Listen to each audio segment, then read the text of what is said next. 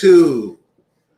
Welcome to another edition of African Americans Ain't Africans, the talk show that proves without a shadow of a doubt that the so-called African American didn't arrive in America in the trunk of a ship. I'm your host, the indigenous one. And this week, this Wednesday night, we're going to go back on mental health because this is a situation that we really have to look at and see how we're participating in this stuff and seeing how it's going to turn out later for us as we go down the road. If we study mental health from the past 100 years, you'll see the mistakes done. Some of the mistakes we're still on today. So we're here to try and stop that. And here to share her ideas with us is Infused Virgo. And she's going to give you that hit that you will always remember. Infused Virgo, how you doing tonight? I'm doing well, thank you. How are you doing tonight, Carrie? I'm cool. And we've been getting a lot of people's been talking about what you talked about last week. And so without any further ado, I'm going to shut up and let you hit it. Okay, I appreciate that. So this week, I'm going to touch on neurodevelopmental disorders. Because last week when we talked, I said that I was going to go over a lot of the disorders that are prevalent with mental health. So we're going to start off with this one because there's a few things that I want to touch on in here to kind of leave some residual thought with you guys. Now, when it comes to neurodevelopmental disorders, basically those are ones that are typically diagnosed during infancy, childhood, and adolescence. So those are things like, as you see, cerebral palsy, ADHD, autism. I've kind of got it broken down here. You have intellectual disabilities, you have global development delay, you have communication disorders, you have autism spectrum disorder, and you have attention deficit hyperactivity disorder, which is known as ADHD. So I have a couple of questions on both of these. Mm-hmm. Okay, so let's take global development delay. Mm-hmm. What exactly is that? If we go a little further, because in each slide I've got on here, I can kind of explain it. So let's go through the slides, and that way I can explain it as we go along. Cool. All right, so we'll start off with the intellectual disability. It's a disability characterized, hold on just 1 second, you guys, so I can see the screen. I need to keep up here. Just 1 moment. I'm going too far. Okay, it's an intellectual disability is a disability characterized by significant limitations both in intellectual functioning, reasoning, learning, problem solving, adaptive behavior, and it covers a range of your social skills and practical skills. The disability starts before age 18, and ones that are associated with that are like cerebral palsy, epilepsy, vision impairment, hearing loss, and speech and language problems. So like with cerebral palsy, which is one of the first ones I touched on, a lot of the situations with cerebral palsy are from birth defects. It happens. Some people are born with it, but some people aren't. And if you go to the next slide, I can kind of explain it a little bit more. So cerebral palsy basically is a disorder that has to do with your muscle tone. It kind of limits you from being able to control your movement. Hold on, why is this going so fast? Okay, it's due to like abnormal brain development or from oxygen being cut off to the brain too. Because I know I have a friend who has a daughter who has cerebral palsy, and it was because they tried to pull her out because she wasn't coming out of the birth canal fast enough. And so the way I'm looking at that is, you know how when you're in labor and like they haven't decided to give you a C-section and the baby's kind of still there, well, they'll do like a vacuum section or they'll use forceps. I think what happens is because there's a natural process to the baby being moved through the birth canal. If you're having a natural birth, that when you pull it, you shock it so much that its brain kind of goes into shock, and this is what develops from that. That's my opinion. I could be wrong, but as I was reading through and doing my research, it kind of sat with me. So it what it does is it causes the kids not to be able, or a person not to be able to control their muscles. So like if you see someone who can't really sit up and you have that person who's constantly moving or whatever, and it makes your limbs kind of floppy or rigid, it's that effect. Carrie, did you have anything for me? And also, just to mention, it happens in early childhood. Most of the children are born with cerebral palsy. And in our community, I'll go to the next screen. Hold on. It's, if you notice, it's caused by a brain injury or a problem that occurs during pregnancy or birth within the first 2 to 3 years of a child's life. It can be being born too early. It can be it can, like I said, it can be for the assisted births where they're trying to pull the baby out with the forceps or the vacuum, or sometimes doing a C-section too early. There's a few things that have happened with cerebral palsy that they've discovered, and it's like, like with hospitals now, they're quick to do C-sections versus letting a woman go into labor on her own. And because of the fact that they get paid more for doing a C-section in one of the lower income hospitals, as they call it, this is the outcome for a lot of births. So, okay, so what about when the mom's pregnant? Does that have anything to do with it? It has a lot to do with it because once again, that goes to proper nutrition. And making sure that you're not just drinking Mountain Dew and eating McDonald's. You have to have proper nutrition for good brain development. And so if you're not eating properly, or like you're trying, like, some people, that are younger, teen moms or whatever, might not want anybody to know they're pregnant and try to hide the baby and not get a ample amount of nutrition that you need when you're pregnant. So that can cause a problem too, because you're not getting proper brain development. Okay, when you talk about these C-sections, and I'm Mm-hmm. here with copper colored lifestyles, Mm-hmm. uh, C-sections, what are Mm-hmm. they for and why are they given out so often? C-sections are because basically, in my opinion, and maybe I'm wrong, but it's because the doctor's not patient enough. That's basically it, because the fact is that most women, if they are given the proper time, can have a baby on their own. C-sections should be utilized only in an emergency, but now in the medical field, C-sections are like easier for doctors. They can get the birth over with, and you come out with a big scar in your stomach, which is an inconvenience as well, but you come out with this scar, and you could have had your baby normally. Because with my oldest son in the military hospital that we were stationed at, I had a C-section. They tried to Pitocin cup. They tried to induce my labor. It wasn't happening. So they gave me a C-section, but I had a C-section across the bikini line. And a lot of times they'll do the C-section where the scar goes horizontal, I believe. And that's because of the fact that, for one, the hospital is getting more money. The obstetrician or that's delivering the child is getting more money. And it makes it quicker, so they don't have to wait all day, because they can schedule a C-section.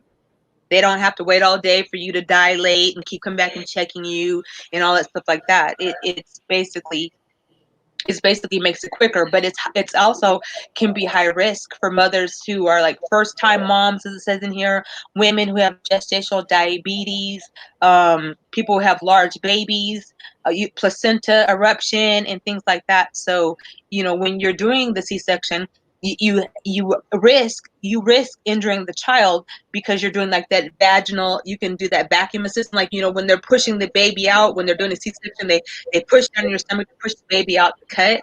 And that can also, I think, in my opinion, also shock the child, because it's used to coming out one way, and or knows it's supposed to come out one way, and it's being forced out another way. Could that be a problem? Could that hurt the child in any kind of way, that the child know I mean, I know, the child may not know what's going on, but it Huh? has some feeling that something Is right is not going on. I think so. I think in some situations I do believe that, because the fact is, there's we have a natural order of birth. You're supposed to come through the birth canal, which is through the vagina, the cervix, the birth canal, the vagina. And when the child is being deterred to go a different path, even though it's not, its eyes aren't open, it doesn't have anywhere. But when it's shocked into coming out right away like that, I think that it can cause a lot of injury and a lot of brain development problems as well. So that's all the more that indigenous people should start delivering their own babies. Babies. Yep, we should have doulas and midwives, because that's what it was done in the clans, in the tribes, is that the babies were born with someone who, that's all they did. Yep, that's all that's what they did.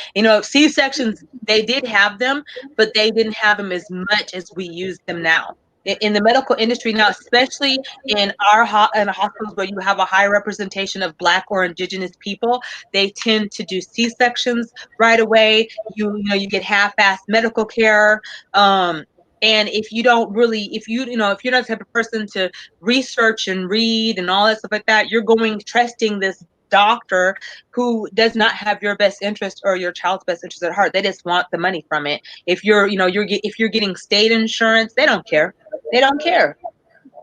So that's one of the attributes to cerebral palsy. There's a lot of lawsuits in regards to this online that I read, a lot. What is the economic impact? I mean, how much? I mean, like, how much does each C-section cost? Or, because I look at the people like we're a natural resource also.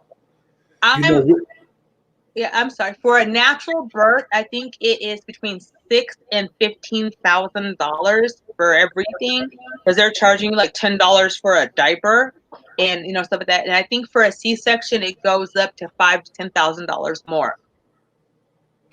you see, y'all, this is what I'm saying. We can keep playing these games and integrating with all these people like we want to, and you can see in this childbirth thing, our mortality is high in that shit. Plus, we don't want to have no babies. We playing that gay shit, and it's cutting down on our population. So, this whole mental health thing is something that we should all really pay attention to. And I just want to tell you my appreciation for you coming telling me, because these cerebral palsy and these neurological disorder open up a whole can of worms that I don't think we pay attention to. Right. I mean, and another thing that I want to mention too is that if if anybody out there is of childbearing age and you're still having children, when you have your baby, don't let them cut the umbilical cord. Tell them you don't want the umbilical cord cut. You want to take it home and you want it to fall off the baby naturally, because that's what it's supposed to do. See, I didn't know this when I was having children, but as I've gotten older and my children have grown up and I've had grandkids, I started reading more. And it's like, you're not supposed to cut the umbilical cord. You're supposed to take it home, let it fall off the baby when it's done, and then bury it in the dirt. It's not supposed to be cut. And then too, when you look, and I'm bringing up something else that eventually I'm going to research and do something on, stem cell research. Stem cell research comes from the umbilical cords. And where umbilical cords do you think they're getting it from? Ours. And do you remember signing anything when you went in the hospital saying you could have my afterbirth? No, we have not. And so they're getting our blood, our baby's blood, our cord blood, which is very pure and full of nutrition that's meant for the child. They're getting it and they're taking it away. They're hurrying up and rushing it away because they're taking it apart and they're using it for themselves. Stem cell research is huge. See So, Henrietta Lacks on that. yep, yep. Because even Fannie Mae Harmer, they took her uterus and she had no idea. She didn't even know. They gave her a hysterectomy without her permission. So in the medical field, when it comes to women's health, Black women are very underrepresented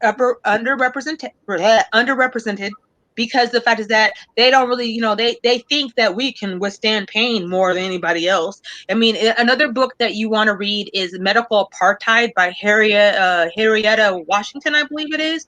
That book, Harriet Washington. yeah, gives a lot of insight to how Black women were used for gynecological purposes, as well as development of a lot of this stuff. Because, like, in one part of the book, women were having big babies because they were being bred to have big babies, and the babies would rip the vaginal tissue, and they wouldn't sew it up or nothing, and then they would go ahead and they would just leave them be, and then they would experiment on them after this. They would cut them without any anesthetic. They would do things to these women that was very inhuman. And it's just like, and even now, more Black women die in childbirth than any other ethnicity that's in this country. Well, Glenn Franklin says his grandmother and wife was the midwife, Uh-huh. and they're both alive at 86 years old, 84 and 86 years old. So is it possible, seriously, for those people, because I know a lot of times in the African-American, Black, Negro community, we cut ourselves off from our grandmothers and our grandfathers.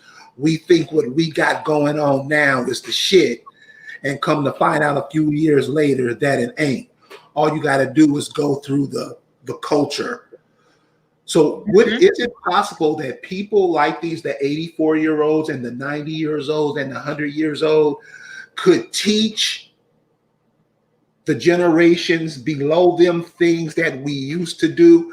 How possible do you think that is? I think it would be possible, but the only problem that runs into it is the fact of people like our age and younger wanting to learn it. See, that's the problem, because for some reason it seems like we're very distant from learning our old ways. We think that this modern technology is where it's at, and it's not, because when all this stuff shuts off, what are you going to do? You're going to have to know how to start a fire. You're going to have to know how to make a light. You're going to have to learn how to find water. I mean, things like that, because this isn't going to last forever. With the way things are going right now, this is not going to be our society in the next 5-6 years. So we need to learn. We need to learn about this. And if and copper colored lifestyle, if we're doing home births, that's something that I would love to be involved in. When I lived in Honduras, my mom would had a clinic, and I was little, but I remember her giving her birthing children in a small clinic in this village. So it's not far and few between. It's something that we can do. I mean, you don't need a light, and you don't need silver nitrate, and you don't need all of these things to have a healthy baby. So the bigger this small community can become, the better, and the better outcome for our children, because they'll be able to be born naturally and healthily, and not have to deal with all of the chemicals and the artificial environment, and being separated from their mom at birth. Wow. I mean, because I watch dogs have 7, 8, 9 puppies, and it's like there's no medical nothing there. And I watch these animals out in nature just give birth. A deer give birth. You know what I'm saying? And it's not like it's an emergency. Oh my God. It's not like that. It's like they're just taking a walk through the forest. It's like something they're supposed to do. On the other hand, as humans, we take it as, oh my God, the baby's coming. And then when the baby gets here, you treat them like shit. I don't get it. I've seen some things lately that made me go, wow. Yeah, I agree. Yes. I think we need to definitely retort back to more natural processes and follow the natural law in regards to birth and many other things. So do you think cerebral palsy plays into that? Yes, it does, because the fact is that you're dealing with issues from not having proper nutrition and other health issues while you're pregnant, and then once the baby is shocked into this reality, if the baby can't take it, what if the child can't take it, and that's the result, is because this child was shocked that its brain just says I can't, and loses, just disconnects from the nervous system where it can control its motor skills.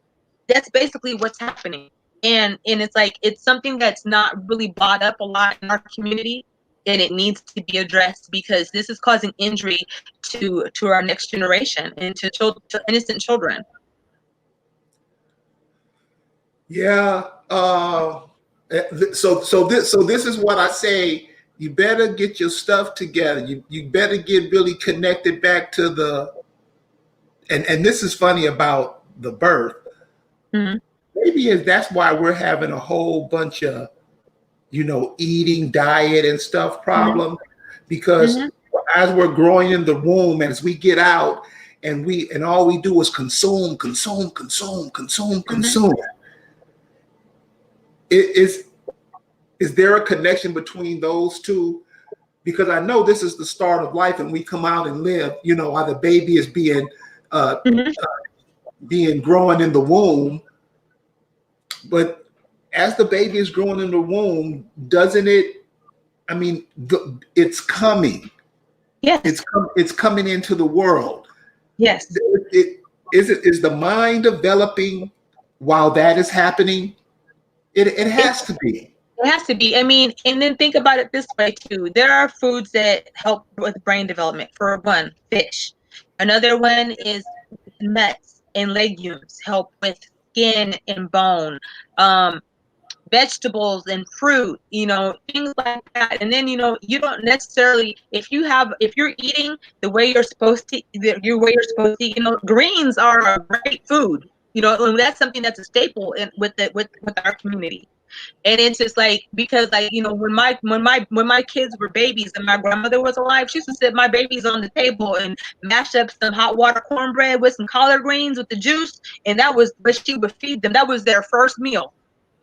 And another thing is, like, you can't eat McDonald's and French fries and drink soda and eat Sour Patches and Doritos and Cheetos and expect to have a healthy child, because you're not giving the child the proper nutrients for its brain to develop. So if its brain is not developing properly, this is why a lot of these ailments and disorders are happening to children, because they're not getting a good, healthy first beginning of life.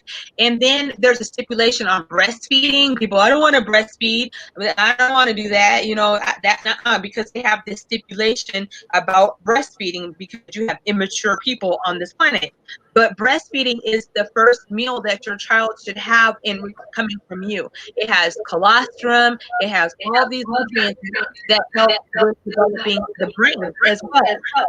And then you have people that there's a breast milk farm actually in Oregon, where people pay for women to go in there and pump their milk, and they pay for the breast milk and they drink it. That's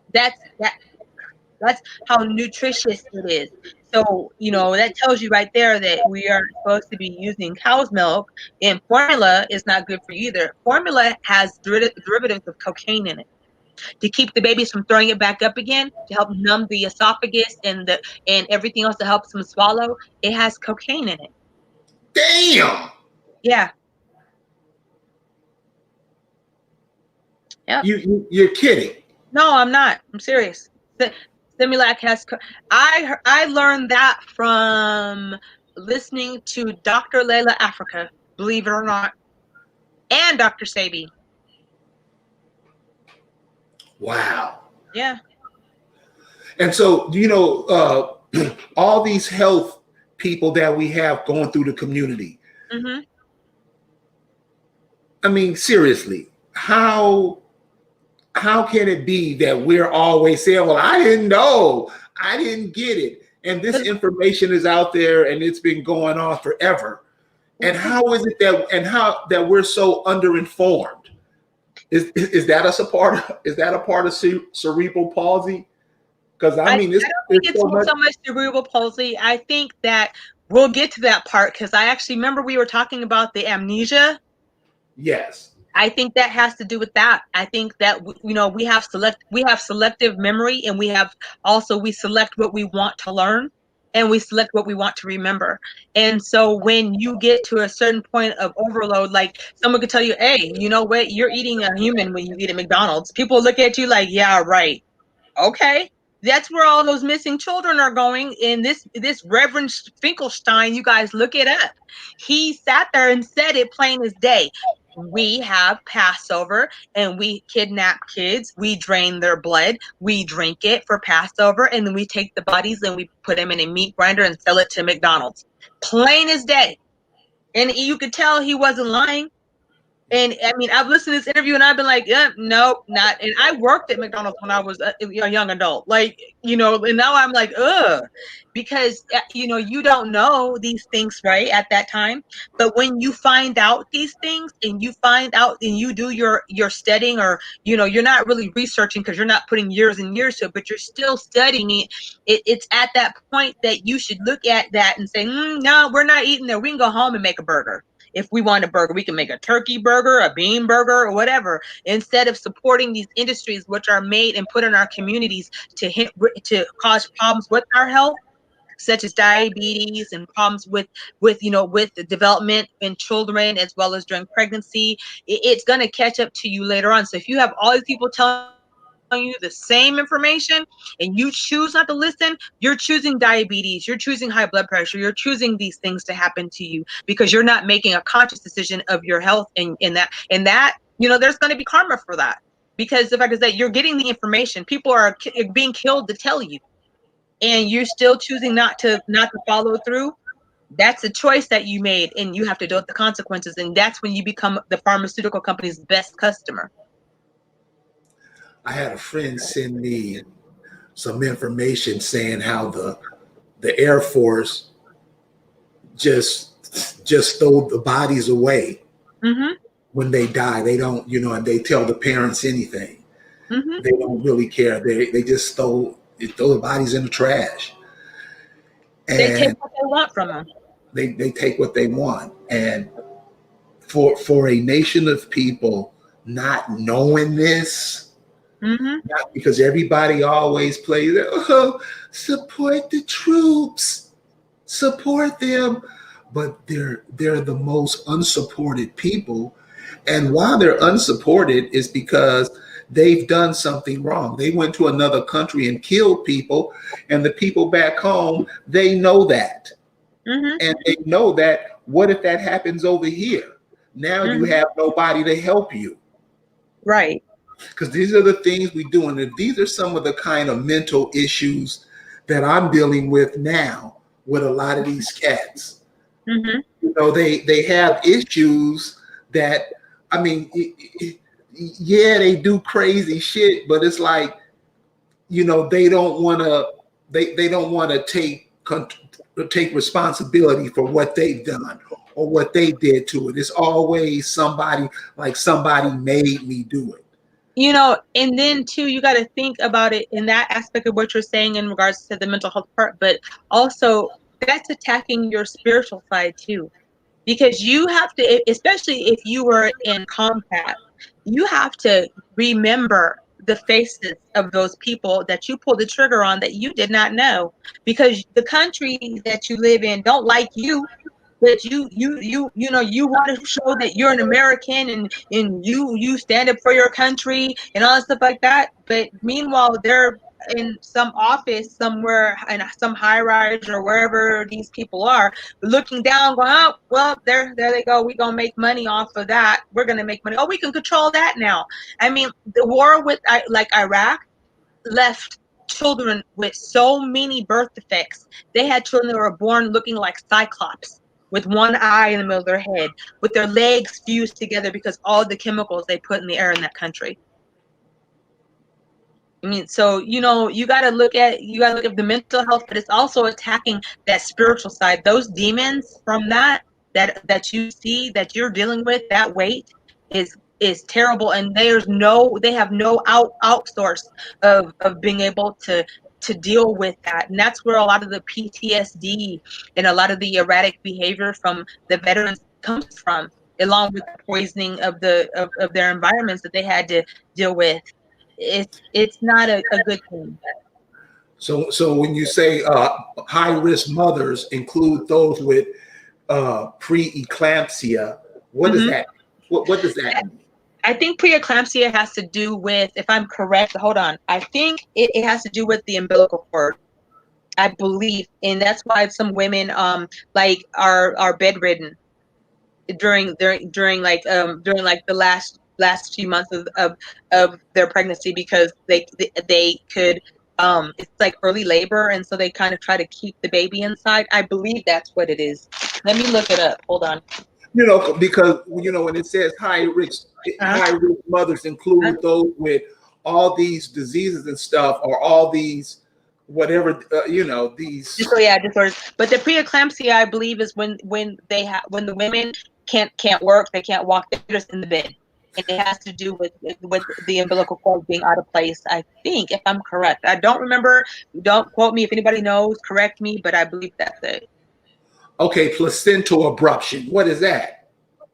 A torn a placenta away from the wall. So like the placenta and the umbilical cord aren't connected. So you have some type of gaping or tear or damage done to that.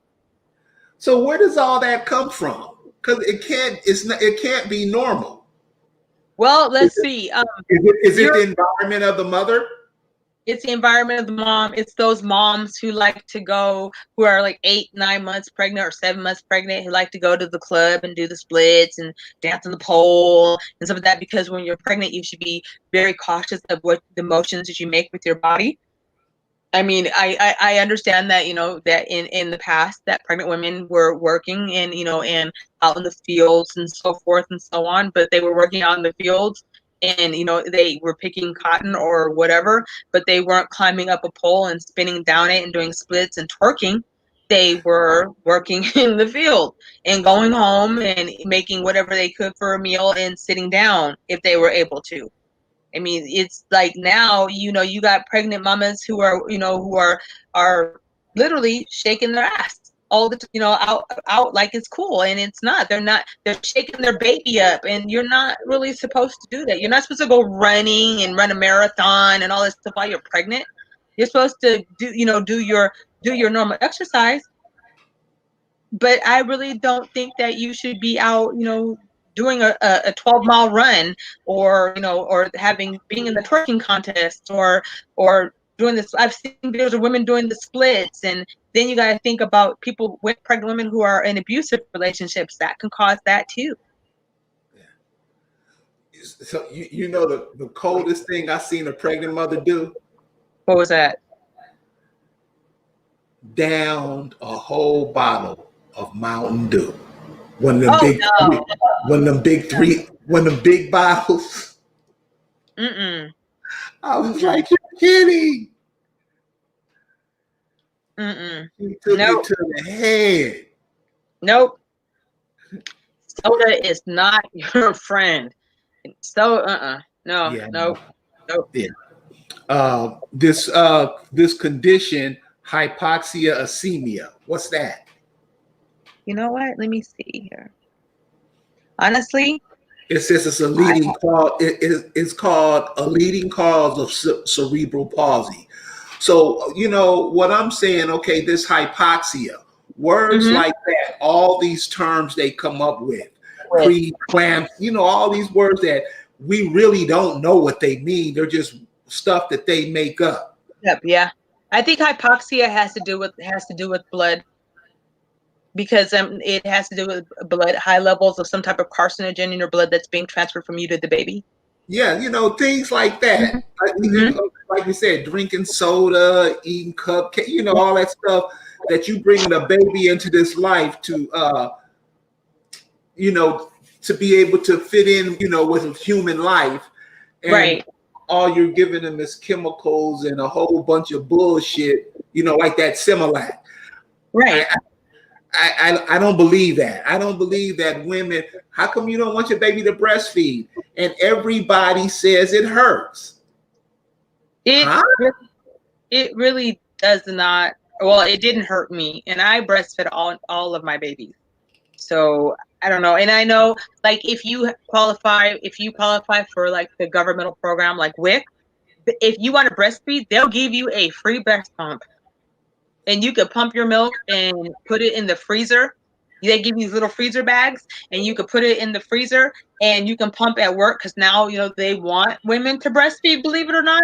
So they have some places that have, if you work in a call center. Well, now nobody's working anywhere, but in the future, if this were to change or whatever, you can pump your milk and put it in the freezer. They give you a little bag, you put it in the freezer, take it home, and you just put it in the freezer, thaw it out when you're ready. That's it. Okay. Thank you. I didn't know. Thank you, Lisa.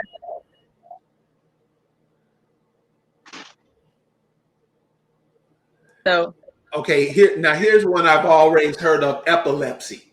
mm-hmm. So tell us about epilepsy. Okay, epilepsy is a disorder in which the nerve cell activity in the brain is disturbed, causing seizures. Epilepsy can occur because of genetic disorders, an acquired brain injury such as trauma or stroke, and during a seizure, persons experience normal behavior symptoms and sensations, sometimes including loss of consciousness. There's a few symptoms between seizures. Epilepsy is usually treated by medication like Dilantin, and in some cases by surgery, devices, or dietary change. So epilepsy, seizures. Okay, so that's what I'm connecting epilepsy with, seizures. My second oldest son was hit by a car when he was 15 and a half, 16, and he developed epilepsy, and they had him on Dilantin, which is one of the medications that they use. And the Dilantin, they increase it to the strongest dosage. What they told us at the time was that the Dilantin doesn't stop the seizures, it suppresses them. So that when they have a set of seizures again, they're stronger. So he had a set before we moved away from Wisconsin, where I'm from, and we did some studying and so forth, and found out that cannabis was legal in Vegas and stuff, that we moved here. But before we had left, he had seizures. They had to induce him into a coma to make them stop, and the Dilantin wasn't doing anything. Got here, he got to using cannabis often, and he hasn't had a seizure in 4 years. So what does the cannabis, what does it do to make the seizure stop? How does that work? Well, with the fact that you have an endocannabinoid system, the terpenes that are in certain types of flower, linalool being one of the terpenes, is something that works well with people who have epilepsy. There's CBD strains, Charlotte's Web, and I can't think of the other one, but I know Charlotte's Web is one.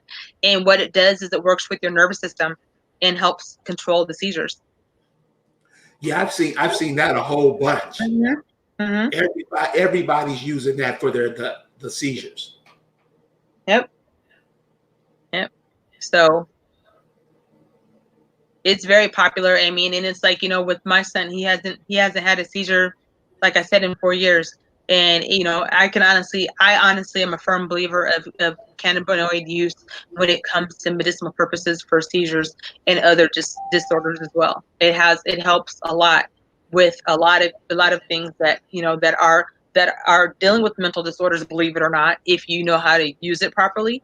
And it also helps with a lot of things that are physical as well. Well, it's being used to quell the opioid crisis in a lot of places. Yeah. Yep.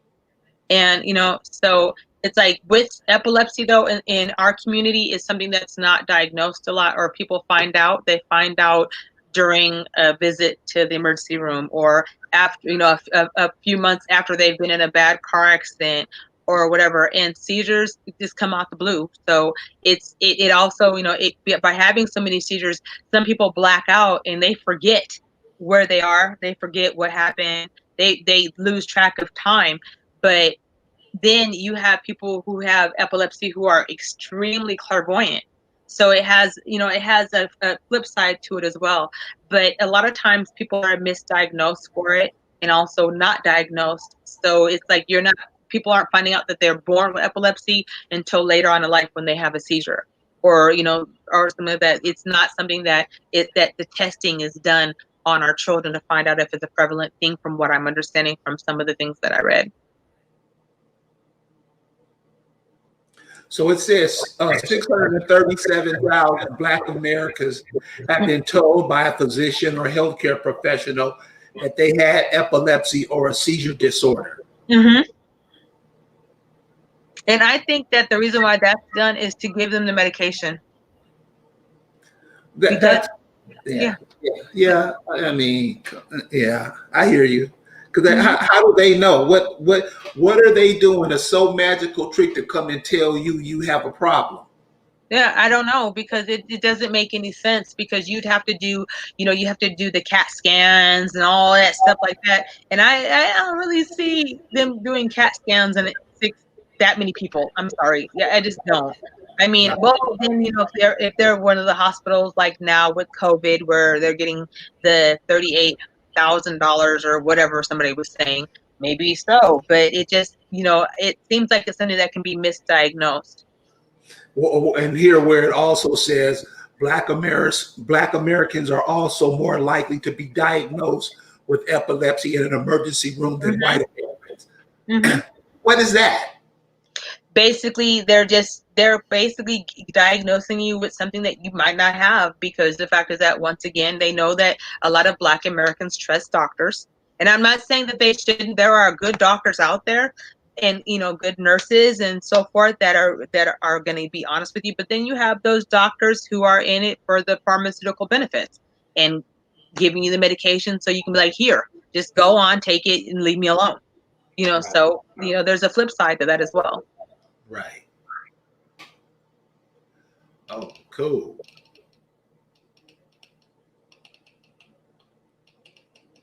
And this one is the visual impairment. The one thing that I noticed when I was looking at this with the visual impairment is there are children who are born with visual issues, but a lot of this is related to older people and people who are suffering from glaucoma, cataracts, having diabetes can cause blindness, corneal opacity, and trachoma. Now, I'm going to be honest. I know what cataracts are. I know about macular degeneration, because I know that eventually you're not able to see. Glaucoma is the buildup that you get over your eyes. And the fact of going blind, because I've known people who have lost their vision due to not following their diet when they have diabetes. But the corneal opacity and the trachoma, I did not research. I just kind of put some of the leading causes in there. So once again, Lisa, I know you're out there. If you can help me out on that, I greatly appreciate it. But these are the things that are causing visual impairment within our people, because we're not apprehensive to our vision. We're not going to the eye doctor. We're not having the testing done. But one of the things that I do know is that the eyes are a major thing that are used in body parts, body trafficking, the organ trafficking. The eye is something that is needed, especially in other communities. Well, so what do you mean with the eye? Do they just mean the eye itself, or do they break the eye down and use it for other things? They can break the eye down and use it for other things, like if they need cornea replacement. If there's other things that they can do, like if a person some blind people have had eye transplants, believe it or not. Because the fact is that we don't really suffer in younger ages from a lot of visual issues, but it is something that is becoming more prevalent within our community. Blindness caused by health issues is definitely a big factor. And in children, the one thing that they're noticing is, like, a lot of kids aren't being diagnosed with visual issues. And so, like, that could be a reason why they're not learning in the school system as quickly as others, because the fact is that they can't see. And even though they might go home and say, "Hey, mommy, I can't see the board," sometimes they're not being taken to the eye doctor as fast. Yeah, because I was having a talk with my daughter, and she was just telling me, and I asked her how many kids at her kid's school wear glasses, and she was like damn near all of them. Yeah. Yeah. I Because was like, yep. what? Yep. And that also I think has to go back with diet. Once again, if you're not eating the foods that are helping your child develop, these are things that are underdeveloped, is vision, and so forth. So, and then also wearing glasses, wearing glasses, especially if you don't need them, causes visual impairment too. Thank you, Lisa.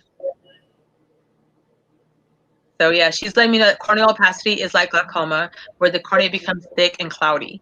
So So that's what. Okay, what happens to the eye when you spend a third to 40% of your life in front of a TV? you got to think, yeah, that can definitely cause damage, because especially now with these new LCD TVs, they're not good for your eyes. You're not supposed to, like those 4G TVs or those 4K TVs, you're not supposed to look at that high intensity light for that long of a period. It can cause damage to the inner parts of your eye. So there's definitely going to be some visual issues in the future from people being in front of those huge TVs playing PlayStation and all that stuff, and they turn the lights off and all that stuff that your eyes can't take. That's why I think that's another reason why there's like computer glasses, because when you're staring at a computer screen like all day long, it causes damage to your eyes. Well, right, this slide right here says Black Americans are found to be 15 times more likely to suffer from vision impairment caused by glaucoma. Yep. What's the reason for that? I think that has a lot to do with diet. That glaucoma, I believe, and correct me if I'm wrong, Lisa, because I remember when my grandmother found out that she had diabetes, and she wasn't really following the diet that she was given, and it started to affect her vision. And so she developed glaucoma in her, I believe, in her left eye. My grandfather had it too. I think a lot of it has to do with diet, with not following your diet, like high blood pressure and things like that, because that's pretty much, my grandma was diabetic, high blood pressure, bad heart. I think it has a lot to do with your health. So if you're not, following the diet, if you're eating a lot of junk, once again, you're drinking Pepsi and all that stuff like that, and you're getting, you're diabetic, and then you're shooting insulin and all that stuff like that. All that stuff is counteractive. So I believe that your health basically leads to that. Now, I'm probably wrong because I'm not a doctor, but from observing, that's what I think. And she said I was right. Oh, okay. So, oh man, this is unbelievable. mm-hmm. This is unbelievable. Is that our lives are being just controlled by these simple steps, and Mm-hmm. we have no say so in what we eat, what we, And the thing is that, we have a say so in what we eat, because we could grow our own food, but we don't want to do that. We've become kind of docile and lazy when it comes to that. I mean, it's like, it's easier to run to the grocery store and buy your tomatoes, lettuce, cucumbers, or your Cheetos or whatever, versus sitting there and taking the time to get the seeds, plow the land, plant the plant, and grow it yourself. That's what happens when you're removed from your land and put into the city. yeah. So how does the vision impairment affect the children? Vision impairment affects the children because, once again, if children are not able to see in school, like if they're not able to see the board, it means it's going to affect your willing to learn. You're going to be a little bit slower. You're not going to be able to read or participate in the little reading groups. It's going to make it hard for you to balance yourself in regards to walking, developmenting things like crawling, rolling over, and things like that. If you really can't see your surroundings clearly, you're very accident prone, and you can hurt yourself in other ways as well. So because of that, they have to develop special programs for visual impaired children. And unfortunately, in our community, it's not, visual, the programs are the cost, or the money isn't there for us. So. What do you mean the money isn't there for us? Well, a lot of times because when with the inner city schools or schools that are primarily Black or Indigenous, the funding's not there. It's not there for those programs. But the funding's there for IEPs, and I'll get to that later because I have a lot to say on that subject. But when it comes to when it comes to us having a fundraiser to raise money for good books, we don't do that. We wanted our kids to go to school because we want them out of our hair. I mean, remember that video that you had with the lady that I showed you, her YouTube page, her Instagram page, where she was talking about, President Trump, please open up schools. I can't take this anymore. A lot of us have, a lot of us unfortunately have that mentality where we're like, drop off to school. I got my day to myself. I'm gonna go home and take a bubble bath. I ain't got to worry. Instead of looking at, well, what does this school need? Well, we got the money. I mean, we got the money to be able to get the books. If we have a drive, or we could, let's look and find some more teachers that look like us. I mean, my kids were lucky in elementary school because there were a lot of Black teachers at the school that they went to. And I appreciate that, but as they got older and got in high school, that changed.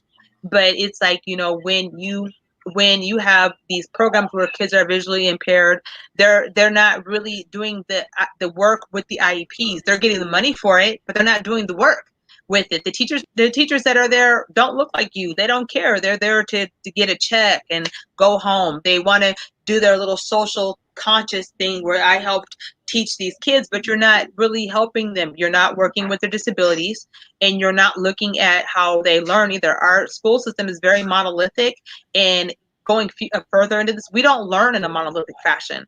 And that's why we have such a failure at this school system, because we don't learn that way, and they know that.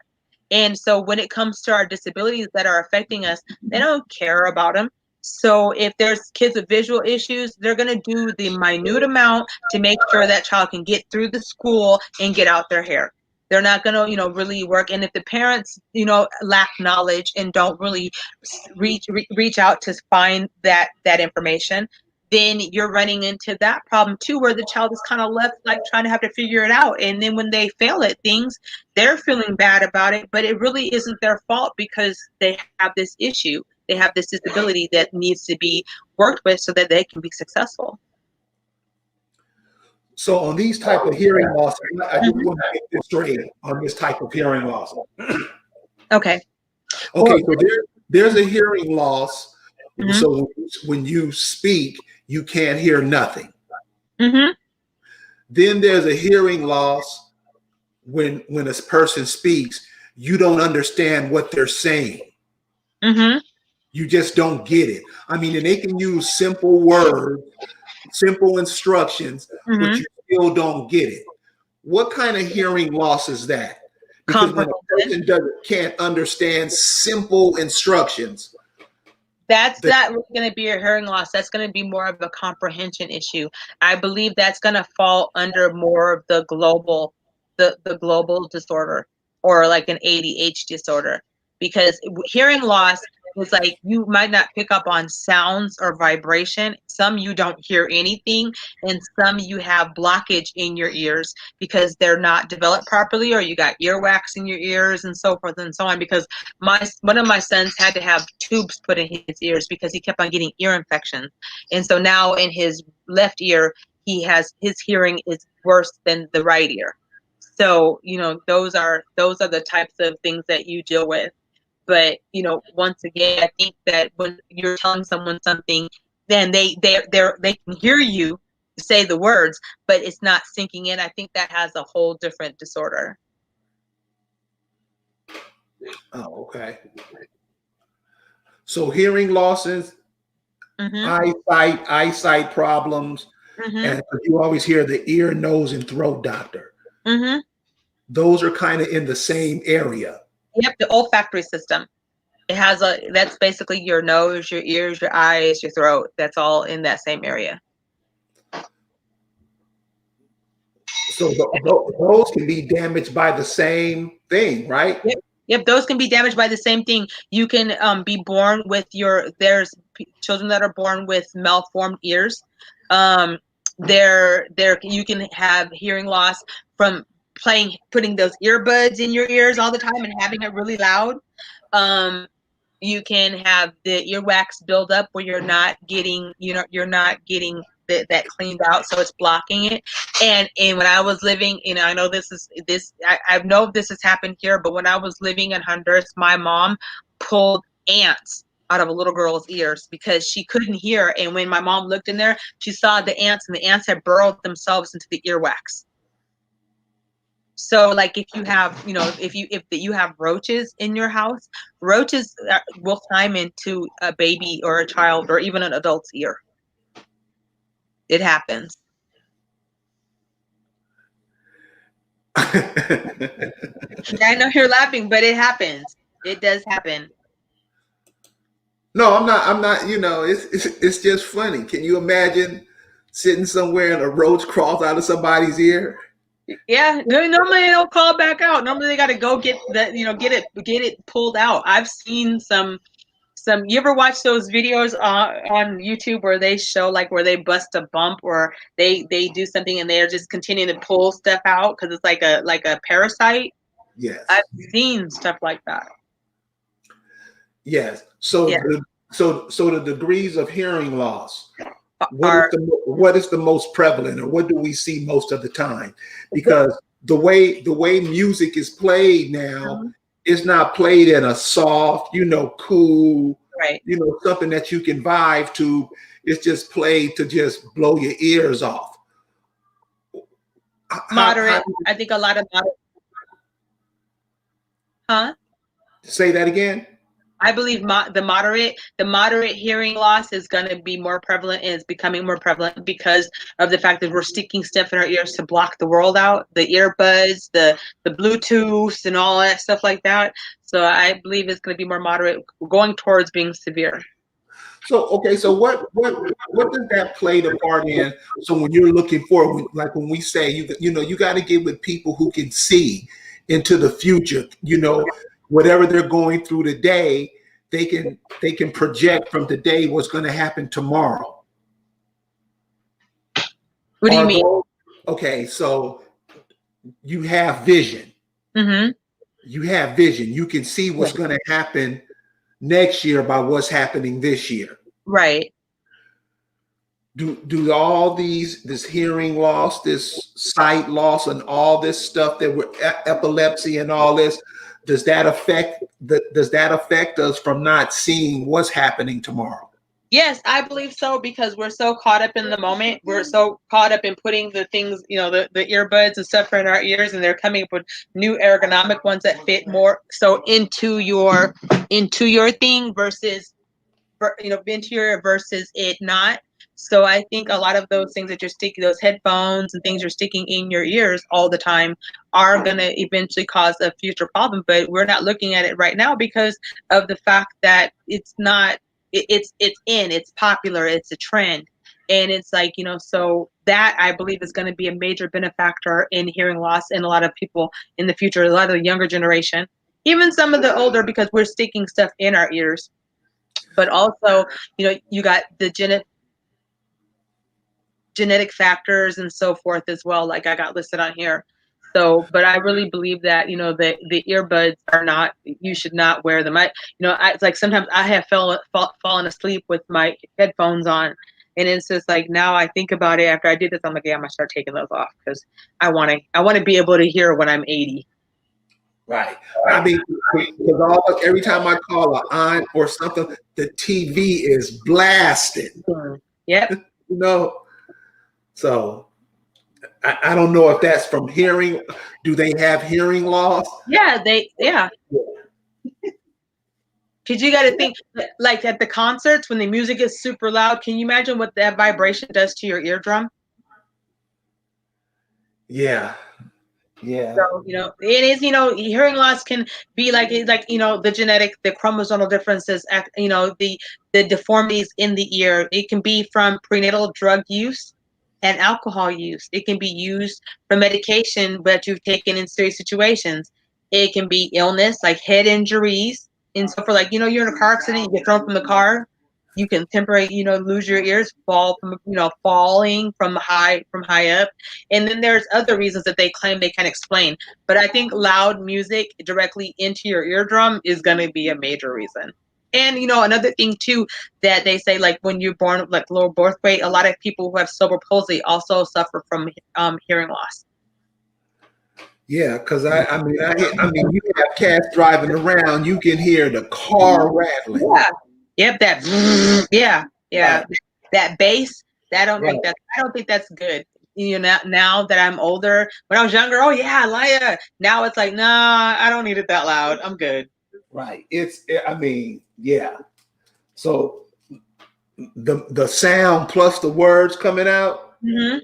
man, that's Right. a oh man, can you imagine?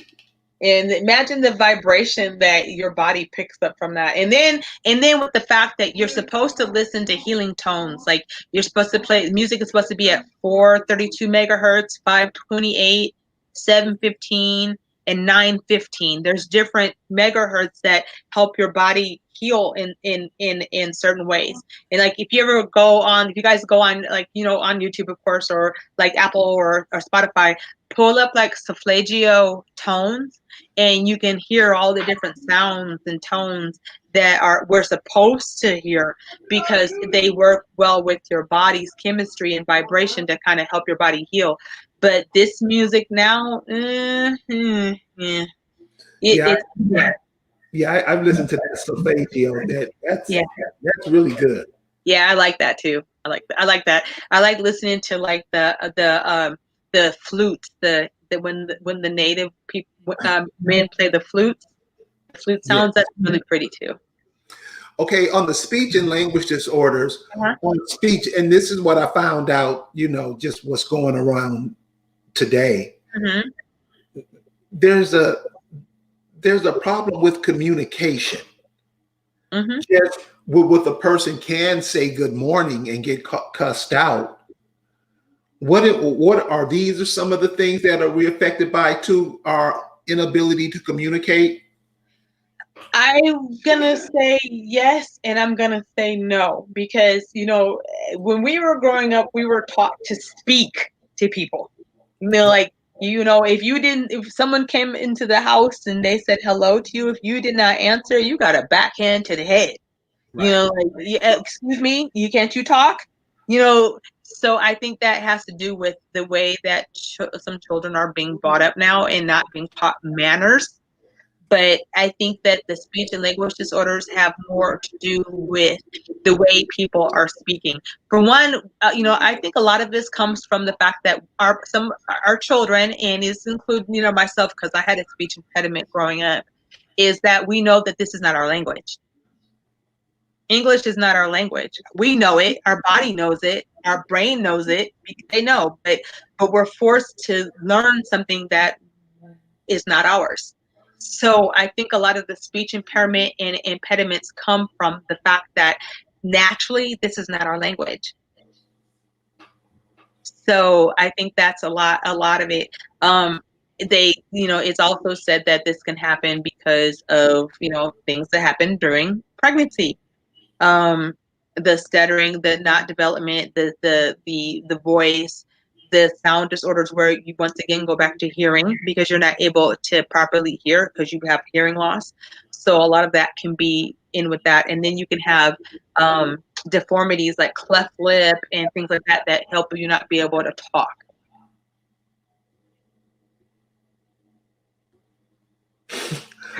I mean, but that's kind of like what I'm seeing now. Yeah, yeah. you know but I think in a lot of societal situations, it's because people think don't want to talk. I think that's a whole nother disorder, because the fact is, like, how you'll be in a crowd, you'll be somewhere, you'll say, oh, excuse me, and people will turn around and look at you like they're crazy. That's Right. a whole different disorder, in my opinion, because it's like, when you say excuse me, person moves, or you say, oh, I'm my bag, or I'm sorry, or whatever, or move. But a lot of times, because of attitude issues, which is a whole different, I think, disorder, these different mood swings and bipolar mannerisms and so forth, I think that has a lot to do with that part.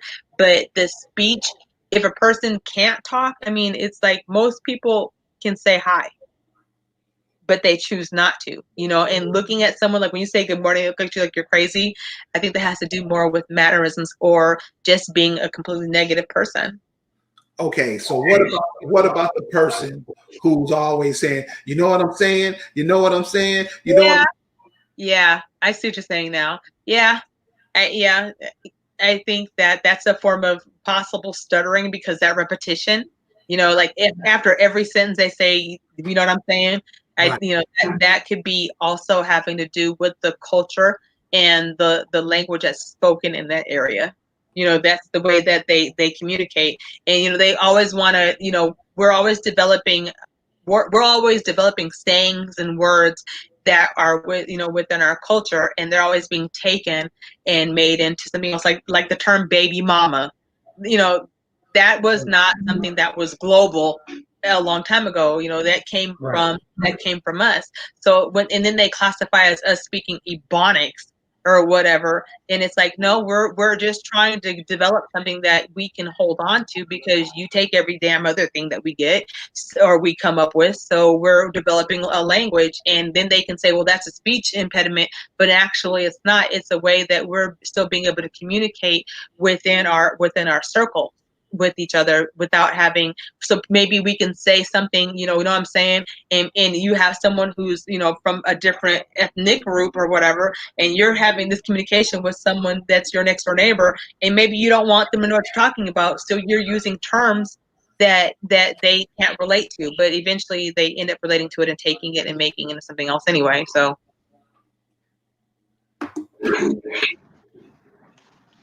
Okay, is that it? Is there anything else? let's see here. I'm reading the notes on here real quick.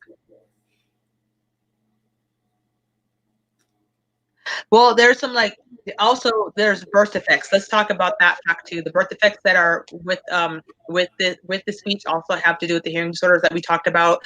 Let's see.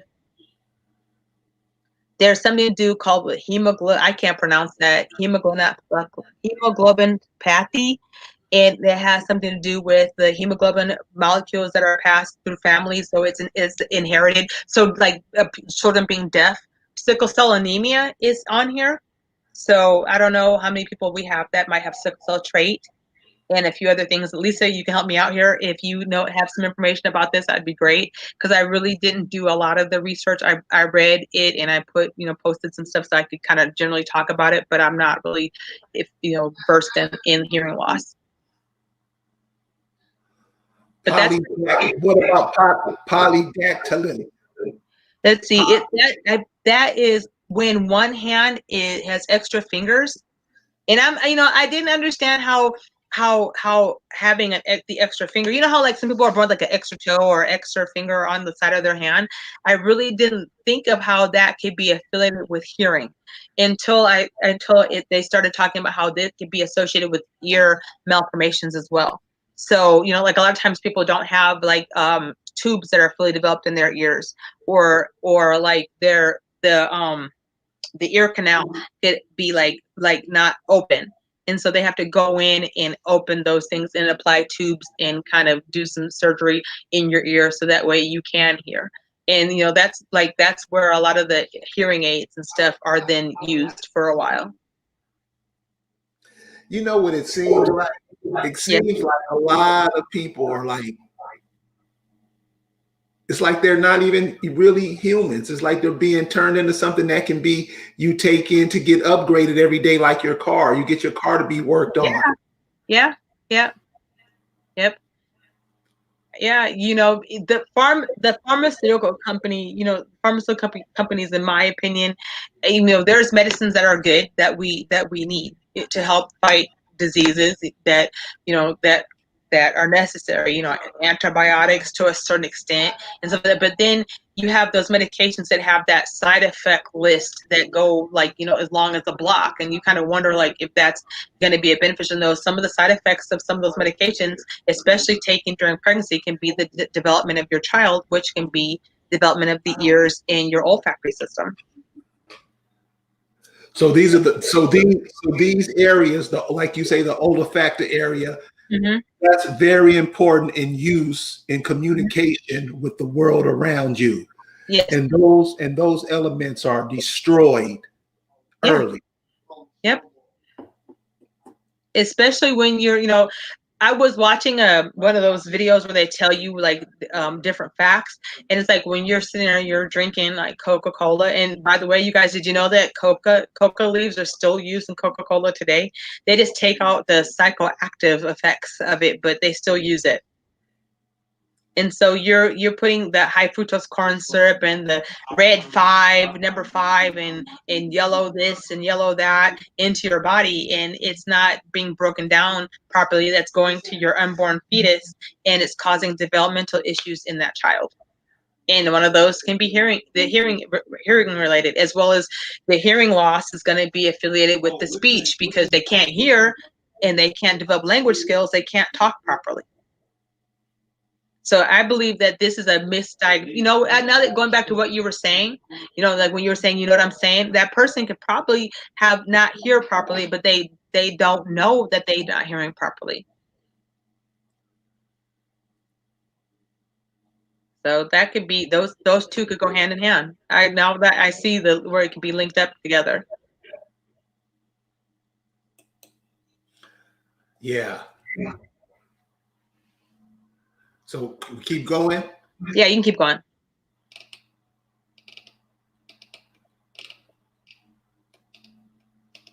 And so this is basically the one where I was telling you where that shows you like the side effects, where the children with hearing loss have having a speech impediment, have hearing and understanding sounds around them. They have a hard time making speech sounds, learning new words, putting together sentences, using correct grammar. And I really can't say what correct grammar would be in regards to that. Effectively expressing themselves, because they're not able to speak because they can't hear, so they don't know how to communicate any other way. And so that's when you have the children who might have a little bit of the erratic so-called behavior. They're not able of following directions or paying attention or having good social skills, and also have a hard time understanding rules in regards to games and listening and learning in the classroom, as well as listening and stuff at home. Well, that's what I'm saying. It starts at an early age where you grow up, and people don't even want to be around you because you haven't learned how to inculcate yourself into the society at all. Right. And everything, and I see it a lot. Yeah. Come on, and these are people who are 50, 60 years old. And that's, and that also, that age bracket is also prevalent for hearing loss because of health issues.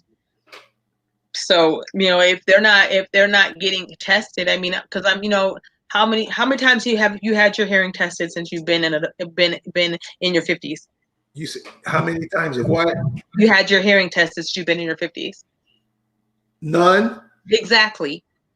So it's not a test that's done with when we go to have a physical, and that should be done because you want to make sure that you're hearing. I mean, for one, the decimal projection in our environment is high. You got cars, planes, music, TV, machine noises, and all this like that. All of those things can attribute to hearing loss because you're constantly hearing it. It's like you never really are anywhere where it's completely silent, where you can just listen to the environment.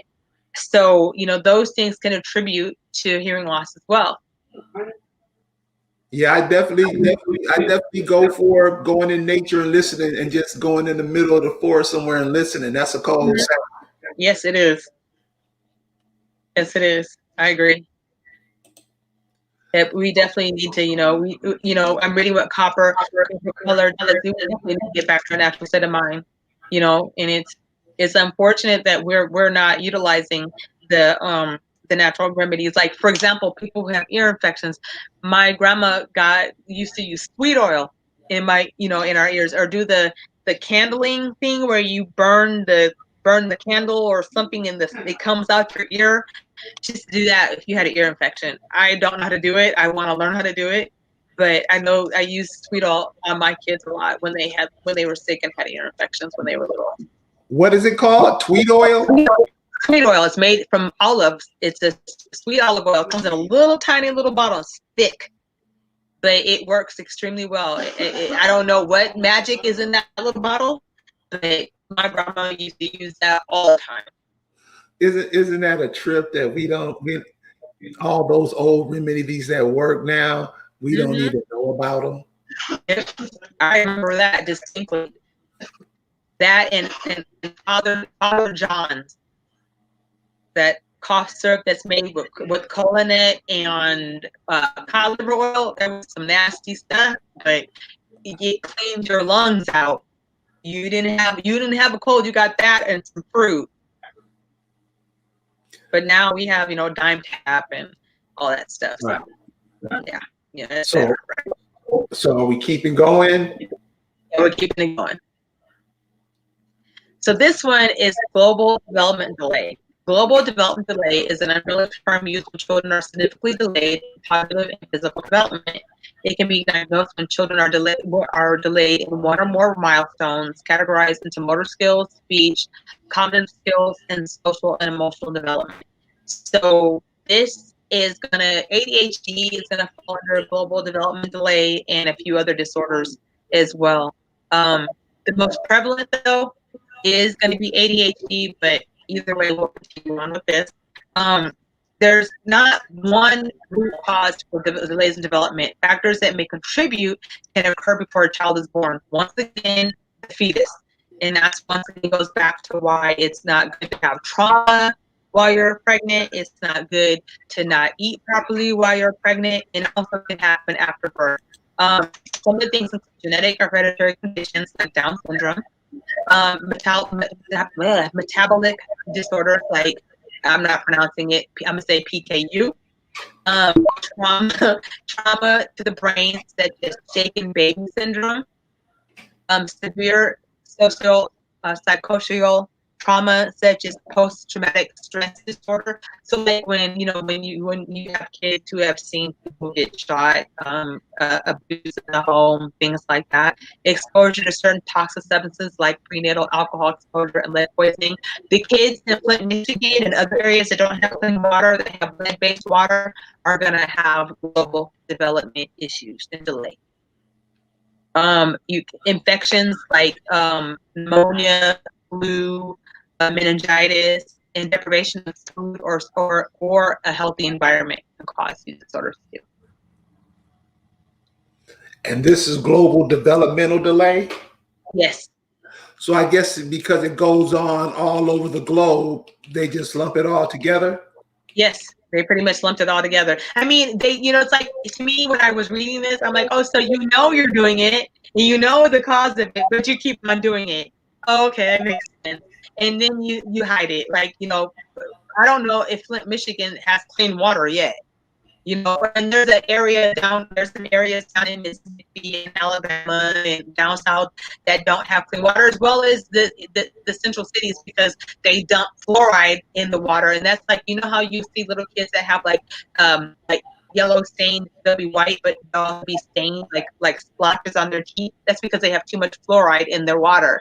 And that also causes development issues as well. Have you ever been to Flint and seen their water system? No, I have not. I've seen some footage, and I know that it's really old because the pipes underground have not been replaced since ever. Can you imagine? It's just not the pipes in Flint. It's all over the eastern part of the United States. And in a lot of these towns that are old, those pipes were done with iron, and this goes all over the country. So when you say environmental disasters, there's one going on here that's blowing this shit out the water. I bet. This is utterly ridiculous. I bet, and it's like, like now we're drinking water out of plastic bottles. And I don't know if you guys know anything about BPA, but they say the bottles don't have BPA in them, but yeah, it does. Yeah, the city water does smell like bleach because all the chemicals they put in it. But BPA is also equally as bad for you. And like when you leave a plastic bottle in the sun, the bottle starts to deteriorate and you get little plastic particles in the water, even though you don't know it and you're drinking it and then it's going into your body. Now imagine what that's going to do to developmenting children and adults. And it's like we're paying everybody is being charged for water being clean, right? But the water is not clean and the bottled water is not much better. But we have to we need it. And there are areas that in this country that still have fresh spring water, and and that are owned by us, and they could bottle the water in glass bottles because it should be put in glass if you're going to bottle it, and go ahead and and sell it and profit from it for our communities. And I do agree the whole infrastructure is crumbling under World Violator. I agree with that. It's crap.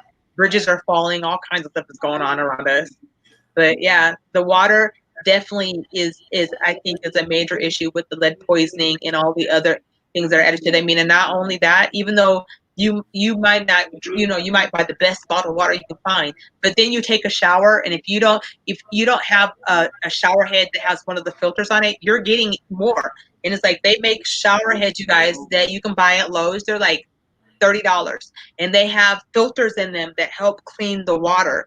I suggest that people buy those. I mean, so at least you can get a little bit less of the toxins in your system, because when you're taking a shower, you're absorbing all of that through your skin as well. You be in the shower, just have your mouth open. Right? And you're not thinking about it because, once again, water is a right to existing. And the fact that it's being controlled and polluted the way it is, it's bad, and we just let it happen. And that's not a good thing, because water is going to be a commodity, even though it's, we're covered, the whole planet is covered in water. But let's bottle it and tell people, here, we run that from the hose in the backyard, but here, drink it. I talked to a brother up there.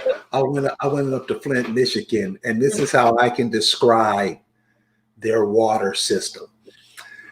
You know how you see those old movies and it shows you a city in the future and the city has just been decimated? Mm-hmm. That's what their water systems look like. They're horrible. I believe it.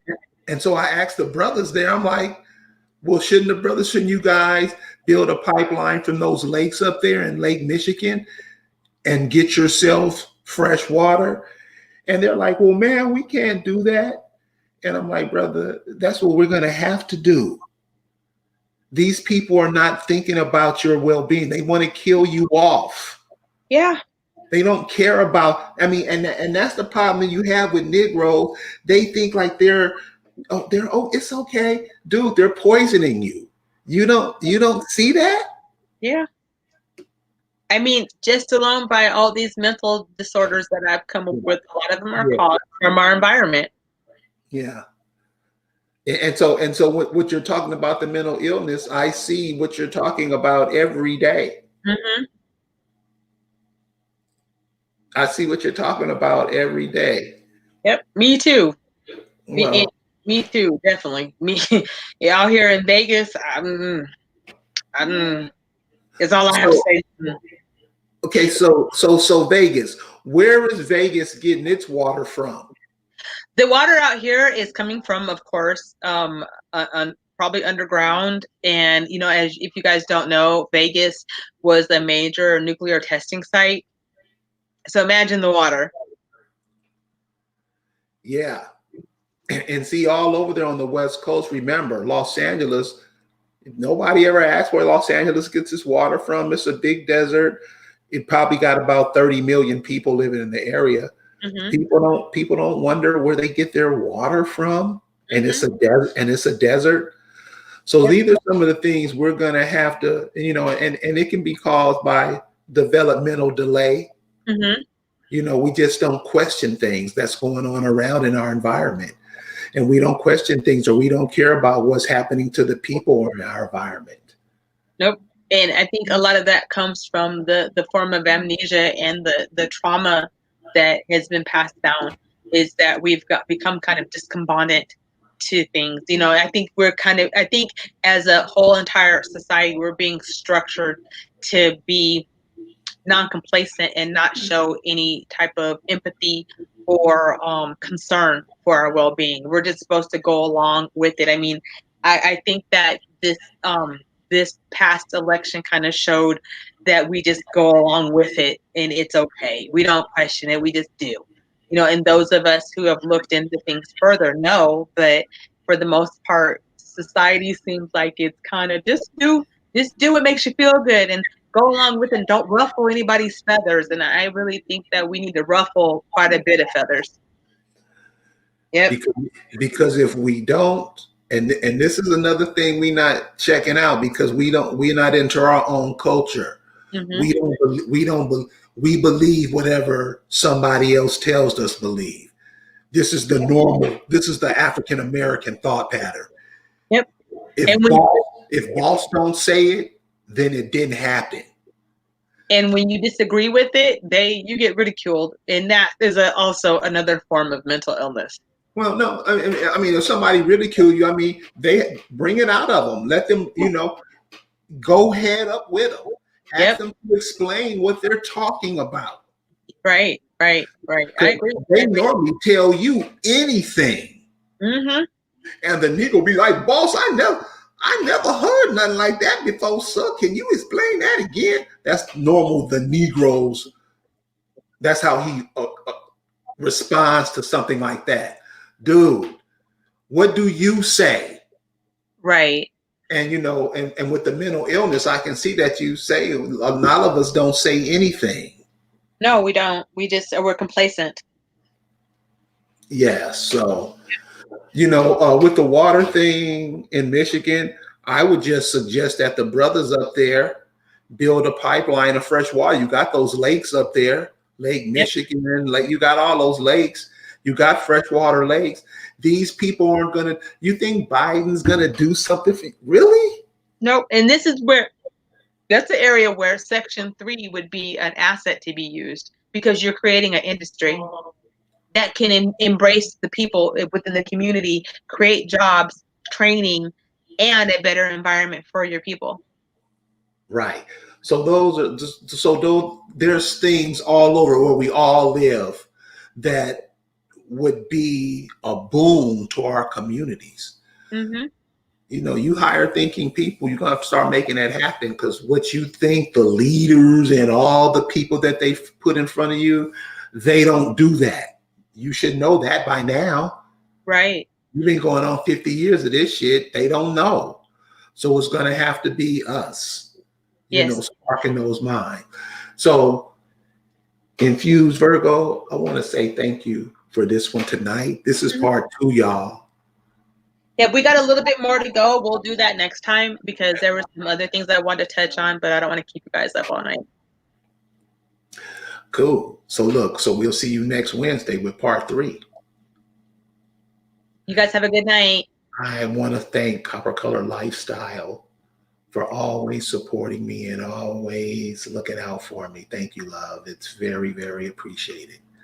We'll see you later on this weekend. We got some stuff coming up this weekend to show you, what's going on and what we got to look forward to, what we got to start doing, what are we doing. So we'll bring that to you this weekend. Everybody, I hope you have a good evening. Peace.